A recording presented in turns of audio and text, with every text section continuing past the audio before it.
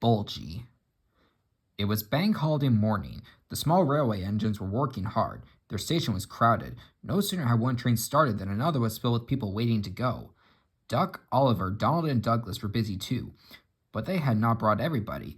The yard was full of parked cars and coaches. Duck was waiting for his next turn. Alice and Mirabel complained of the heat, so he backed them into the goods shed while he basked outside in the sun.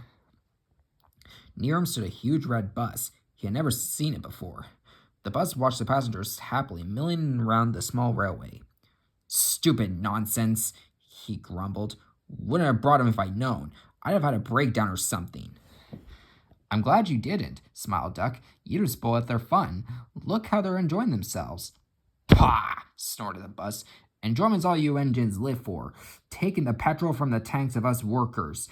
Come the revolution," he went on fiercely, "railways will be ripped up. Cars and coaches will trample their remains. Free the roads," he growled. "Free the roads from railway tyranny." At the passing station, Duck told Oliver about the bus. "I call him Bulgy," he chuckled. "He's painted bright red and shouts 'down with railways.'" But next time they met, Oliver didn't laugh. "Bulgy's friend has come," he said. "He's red en route too. He's taking Bulgy's passengers home so's to leave him free to steal ours." "But he can't," objected Duck. "Ours wants to go to the big station. Bulgy bets he can get there before us." "Rubbish. It's much further by road." Oliver looked anxious. "Yes, but Bulgy says he knows a shortcut." That evening, Donald, Oliver, and Duck were preparing for the homeward rush. Duck's train was to be first out, but he had few passengers. He was soon to know why. "Look!" shrilled Oliver. "Look at Bulgy! He's a mean scarlet deceiver!" Bulgy had turned to leave. They could now see his other side. It had on it, "Railway Bus."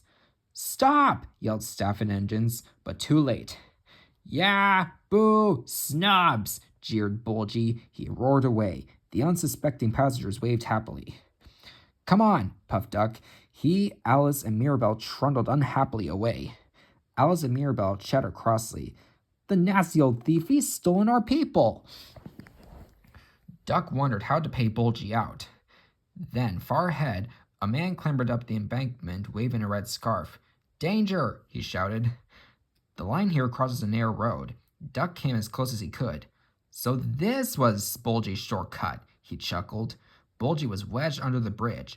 Drivers of cars trapped in front and behind were telling him what they thought. Angry passengers, cornering the conductor, demanded their money back. From time to time, loosened bricks fell, making Bulgy yelp. Bulgy's passengers swarmed around Duck. "He tricked us," they complained. "He said he was a railway bus, but wouldn't accept our return tickets. He wanted us to think railways are no good. Please help us." Duck's crew examined the bridge. "It's risky," they said, "but we must help the passengers." "Passengers are urgent," agreed Duck. "Besides," he chuckled, "it'll pay Bulgy out." They laughed and told the passengers to wait on the other side of the bridge. "Stop!" wailed Bulgy. "It might fall on me." "That," said Duck severely, "would serve you right for telling whoppers." Bulgy howled as he felt the bridge quiver, but it didn't collapse. Duck made good time to the big station, and all passengers caught their trains. The fat controller arranged a shuttle service on the branch. Passengers changed trains at Bulgy's bridge. Bulgy had to stay till it was mended, but he never learned sense. He told whoppers so no one could believe his destination boards, and no passengers would travel in him. He has a hen house now in a field beside the railway. If he still tells whoppers, they can do no harm. The hens never listen to them anyway.